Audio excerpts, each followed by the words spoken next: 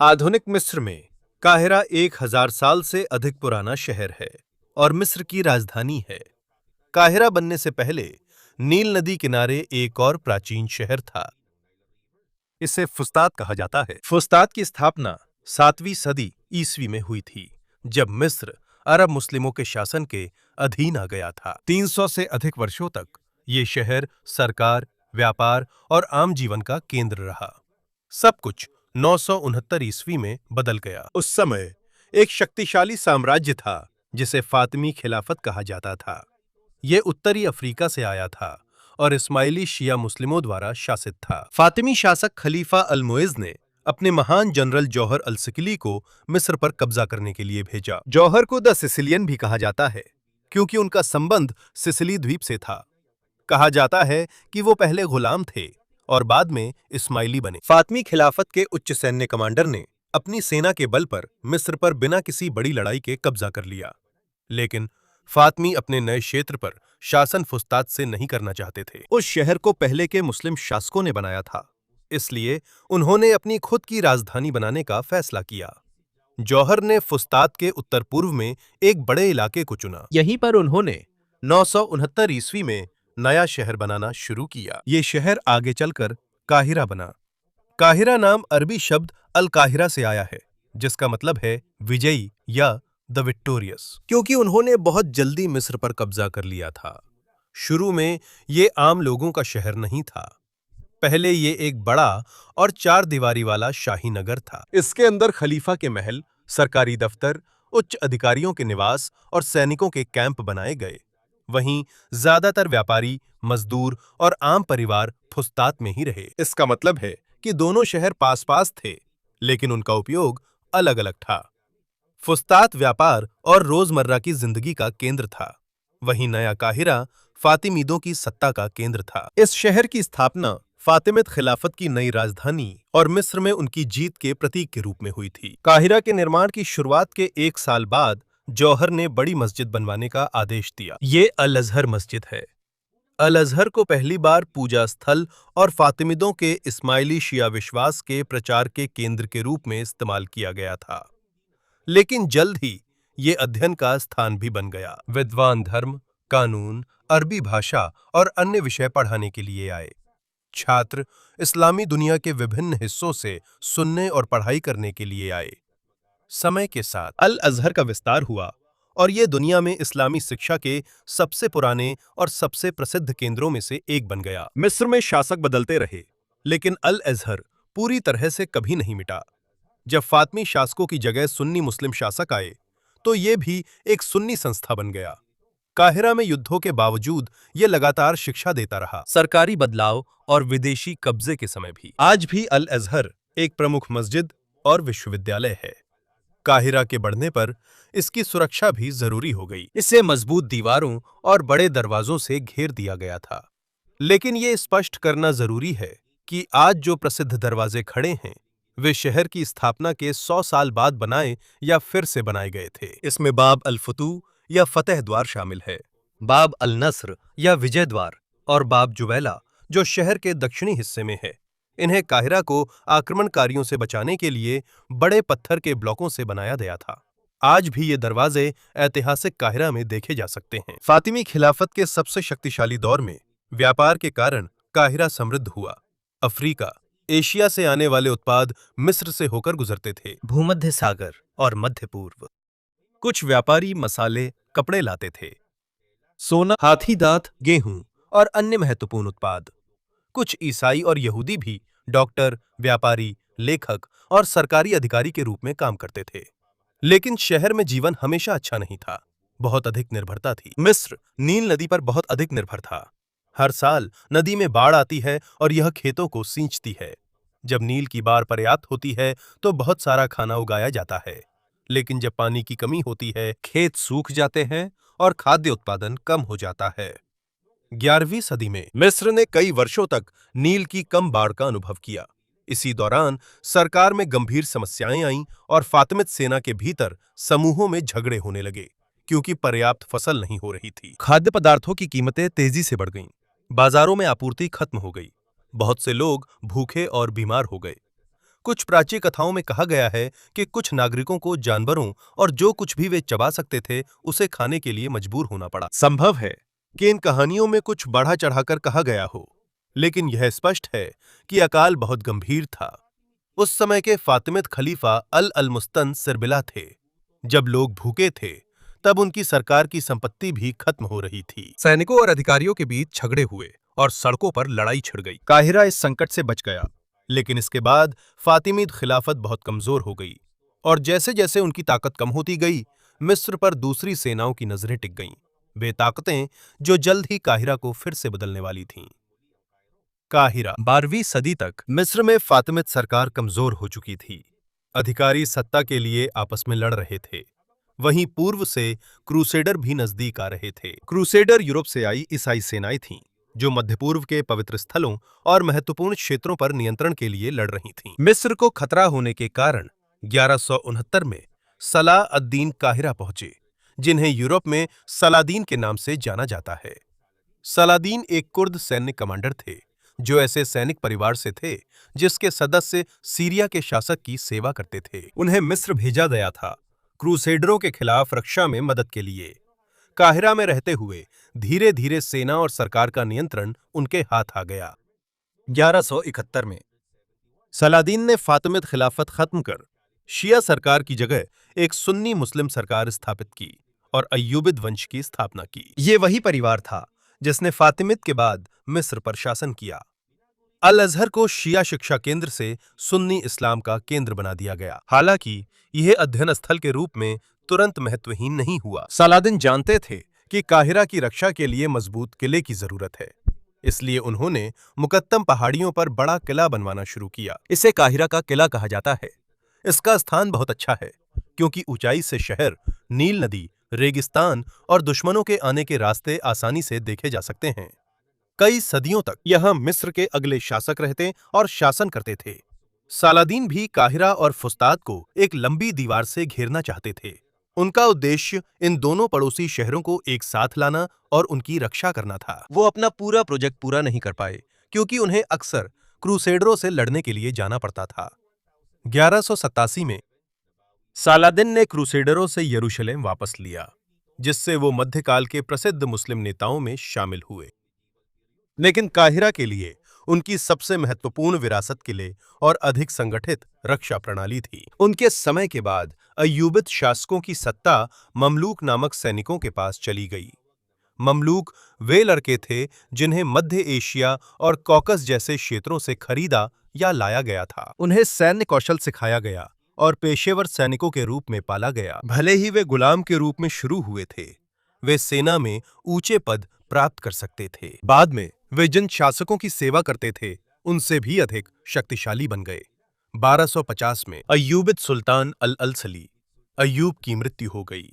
जब मिस्र क्रूसेडरों से लड़ रहा था, उसकी पत्नी शाह शजर अल-दुर ने सेना का मनोबल न गिरे, इसलिए उसकी मृत्यु को अस्थायी रूप से छुपा लिया। जब सुल्तान के बेटे तुरनशाह नेतृत्व करने आए, तो उनका मामलुक कमांडरों के साथ विवाद हो गया। मामलुकों ने तुरनशाह की हत्या कर सत्ता हासिल की और मिस्र में मामुलुक सल्तनत की शुरुआत की। सल्तनत वो देश है जिसे सुल्तान शासित करता है। नई व्यवस्था में मिस्र के नेता पूर्व मामलुक सैनिक और सैन्य कमांडर बन गए, लेकिन उन्हें अभी भी अपने शासन की वैधता गुप्त रूप से साबित करनी थी। 1258 में मंगोल सेना ने बगदाद पर हमला किया और अब्बासी खलीफा को मार डाला। इसके कारण अब्बासी खिलाफत का पुराना केंद्र समाप्त हो गया। कुछ वर्षों बाद मामलुकों ने अब्बासी परिवार के एक सदस्य को काहिरा लाया और उसे प्रतीकात्मक खलीफा बना दिया। वह धार्मिक हस्ती के रूप में कार्य करता था, लेकिन असली शक्ति मामलुक सुल्तान के पास ही रहती थी। बगदाद पर कब्जा करने के बाद मंगोल सेना सीरिया की ओर बढ़ती रही। इसका नेतृत्व हुलागु खान के कमांडरों ने किया।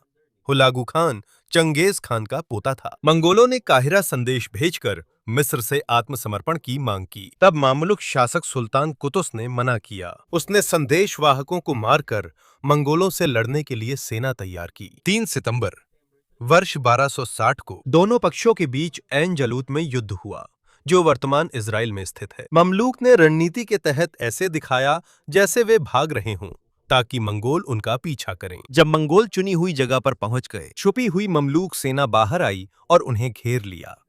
मंगोल सेना हार गई। इससे मंगोलों की ताकत पूरी तरह खत्म नहीं हुई, लेकिन इससे उनकी मिस्र की ओर बढ़त रुक गई। इसी वजह से काहिरा बगदाद जैसी किस्मत से बचा रहा। जीत के बाद काहिरा और भी ज्यादा महत्वपूर्ण बन गया। यहाँ विद्वान, कारीगर, व्यापारी और धार्मिक नेता युद्ध से प्रभावित इलाकों से आए। वे अपने ज्ञान, कौशल, किताबें और परंपराएं साथ लाएं। ममलूक के शासन में काहिरा मध्यकालीन दुनिया के सबसे बड़े और अमीर शहरों में था। इसके बाजारों से काली मिर्च, दालचीनी, अदरक, रेशम, कपास और अन्य उत्पाद जो भारत और एशिया से आते थे। काहिरा से इन्हें वेनिस के व्यापारियों तक पहुंचाया जाता था, जेनोआ और यूरोप के अन्य हिस्सों में। इसी कारण मामलुक सुल्तान व व्यापारी अमीर बने। शासकों ने संपत्ति का उपयोग मस्जिदें बनाने में किया। स्कूल, अस्पताल, फव्वारा और मकबरे। सबसे सुंदर उदाहरणों में से एक है सुल्तान हसन की मस्जिद मदरसा, जो 14वीं सदी में बनाई गई थी। मदरसा एक स्कूल है जहां मुख्य रूप से इस्लामी धर्म और कानून की शिक्षा दी जाती है। इसके पास ही काहिरा का किला है, इसलिए ये विशाल इमारत पूजा, अध्ययन और सुल्तान की शक्ति का प्रतीक रही है। ममलुक काल के दौरान ही खान अल खलीली की स्थापना हुई, जो एक बड़ा व्यापारिक केंद्र है और आज भी काहिरा में बहुत लोकप्रिय है। इन इमारतों और बाजारों ने दिखाया कि ममलुक काल में शहर कितना समृद्ध और सक्रिय था। लेकिन इस समृद्धि के पीछे उनकी राजनीति काफी अव्यवस्थित थी। सत्ता का सही उत्तराधिकार नहीं होता था और सैन्य कमांडर सुल्तान बनने के लिए संघर्ष करते थे। कुछ नेताओं को उनके अपने ही लोगों ने पद से हटा दिया, कैद कर लिया या मार डाला। इसी वजह से काहिरा में शासक जल्दी जल्दी बदलते रहते थे। सरकार में इतनी उथल-पुथल के बावजूद व्यापार लगातार चलता रहा और शहर बढ़ता गया। लेकिन 1347 में एक ऐसा दुश्मन आया जिसे न किले रोक सके न सेना। ये था ब्लैक डेथ, एक भयानक महामारी जो एशिया में फैली, मध्य पूर्व, उत्तरी अफ्रीका और यूरोप। यह मिस्र में जहाजों और व्यापार मार्गों के जरिए पहुंचा।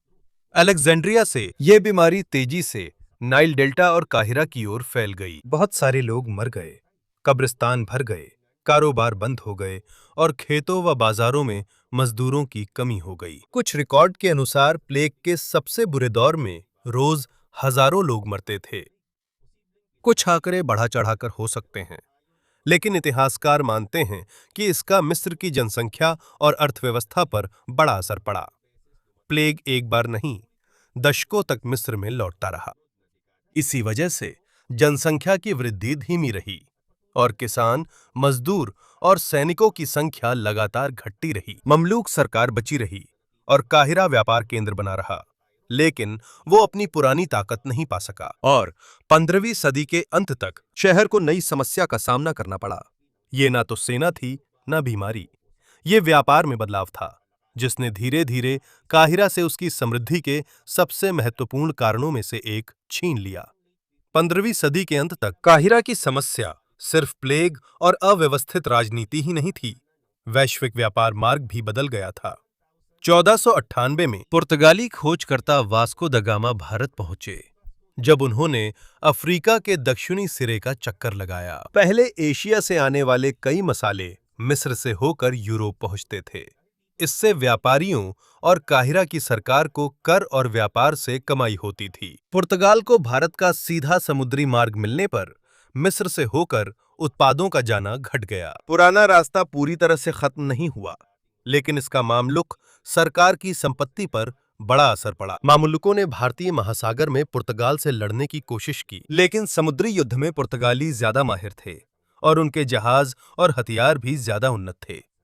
जब मामलुक सल्तनत कमजोर हो रही थी, तब उत्तर में ऑटोमन साम्राज्य मजबूत हो रहा था। ऑटोमन के पास बड़े तोप और ज्यादा संगठित सेना थी। मामलुक के पास भी आग्नेयास्त्र थे, लेकिन उनकी सेना अभी भी मुख्य रूप से कुशल घुड़सवार सैनिकों पर निर्भर थी।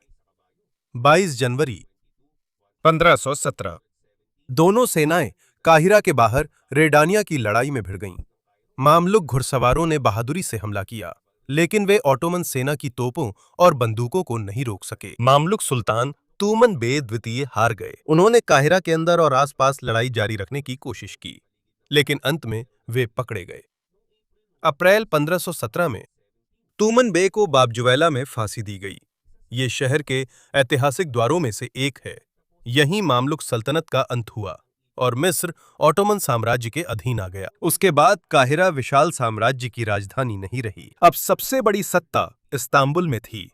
काहिरा सिर्फ ऑटोमन साम्राज्य के एक प्रांत की राजधानी बनकर रह गया। ऑटोमन सुल्तान ने मिस्र पर शासन करने के लिए एक गवर्नर भेजा, जिसे पाशा कहा जाता था। उन्हें अक्सर बदला जाता था ताकि काहिरा में कोई भी बहुत ज्यादा ताकत और अपनी खुद की सत्ता ना बना सके।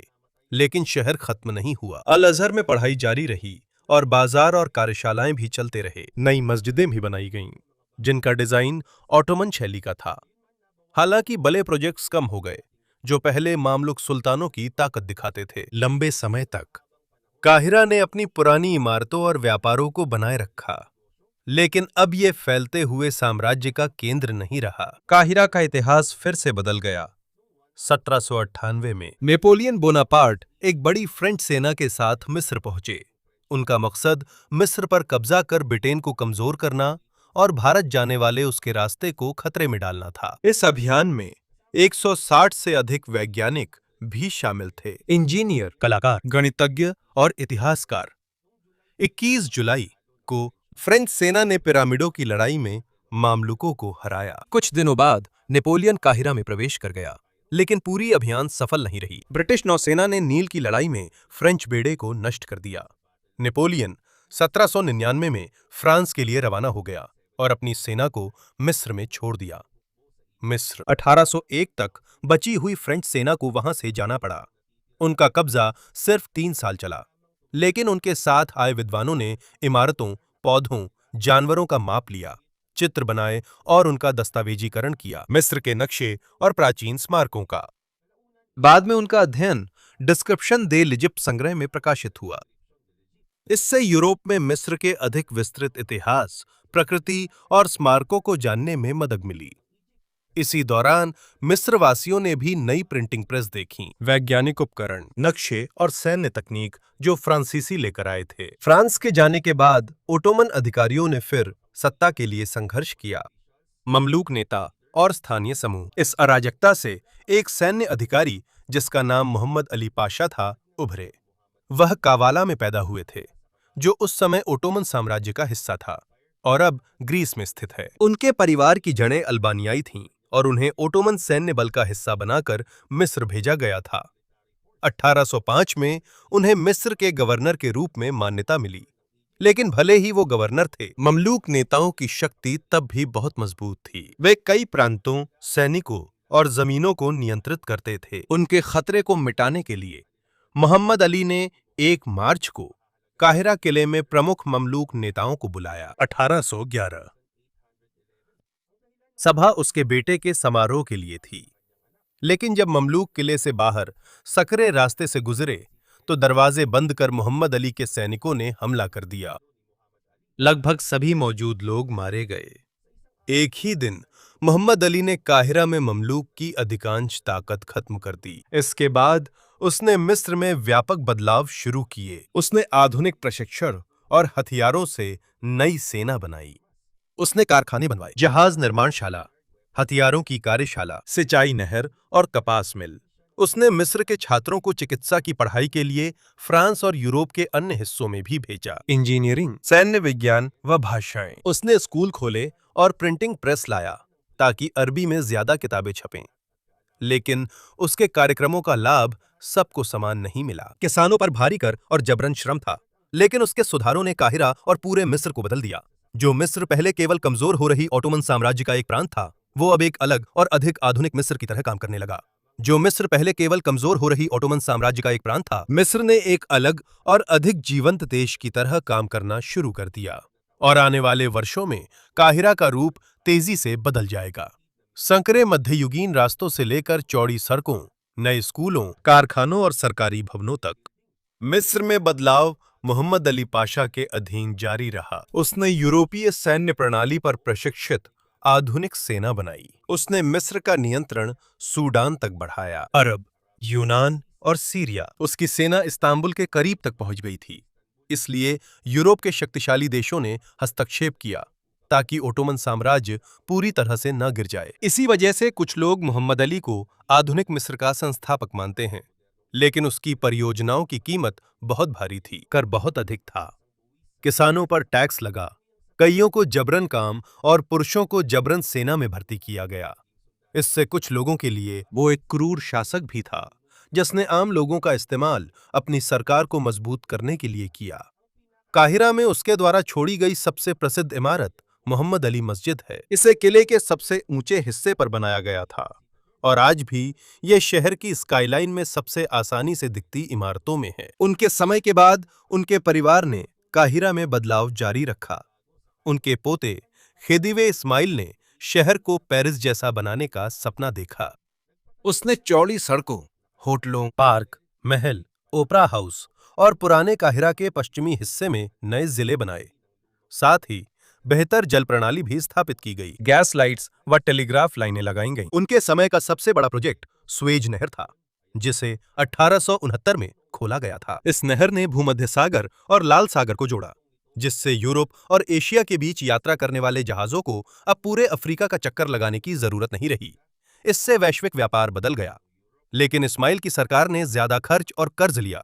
मिस्र की कपास आय घटने पर समस्या बढ़ी। मिस्र अब यूरोपीय बैंकों से लिए गए भारी कर्ज चुका पाने में असमर्थ था।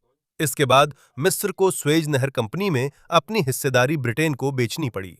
बाद में ब्रिटेन और फ्रांस ने देश की वित्तीय व्यवस्था में हस्तक्षेप किया, जबकि विदेशी कर्जदारों को चुकाने के लिए मिस्रवासियों पर अधिक कर लगाया गया।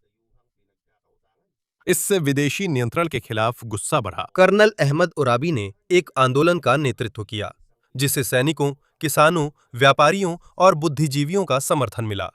उनकी मांग सीधी थी, मिस्र पर शासन मिस्रवासियों द्वारा ही होना चाहिए। लेकिन 1882 में ब्रिटिश सेना आ गई।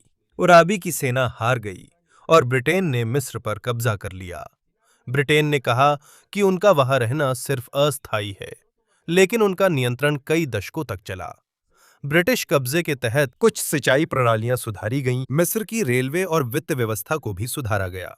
लेकिन असली सत्ता ब्रिटिश अधिकारियों के हाथ में ही रही और बहुत कम मिस्री लोगों को सरकार में ऊंचे पद दिए गए। काहिरा के अंदर भी ये अंतर साफ दिखाई देता था। पश्चिम में चौड़ी सड़कें, ट्रैम, होटल, विदेशी बैंक और आधुनिक इमारतें थीं।